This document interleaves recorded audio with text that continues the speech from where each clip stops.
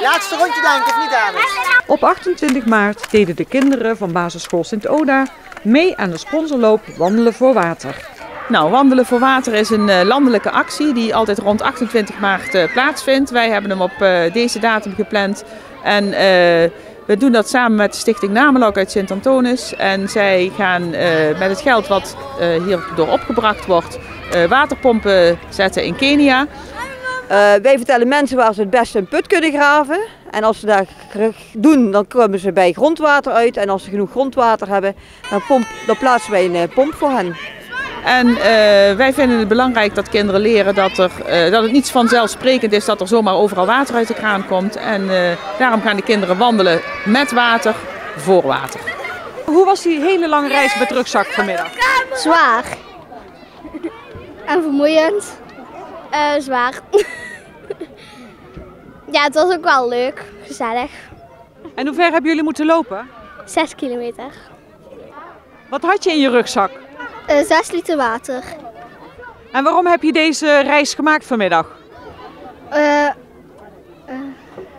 Dat was voor Afrika. Dat ze daar waterputten aan het maken zijn. Voor een goed doel. Daarom zijn wij rondjes aan het lopen voor een goed doel. Dan kunnen de mensen die geen water hebben, dan hoeven die niet meer naar de sloten te lopen. En waarom is water zo enorm belangrijk? Daar kun je allemaal dingen mee, zoals koken en drinken. En het is goed voor je. En schoonmaken en wassen. En de dieren kunnen er ook mee. En anders moeten ze in de sloot drinken halen waar de dieren in hebben geplast. En dat is heel vies.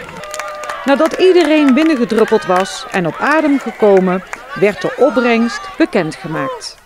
Jongens en meisjes, wij hebben opgehaald samen met de markt van groep 5-6 €2621,83. Nou, één waterpomp die kost ongeveer €1000.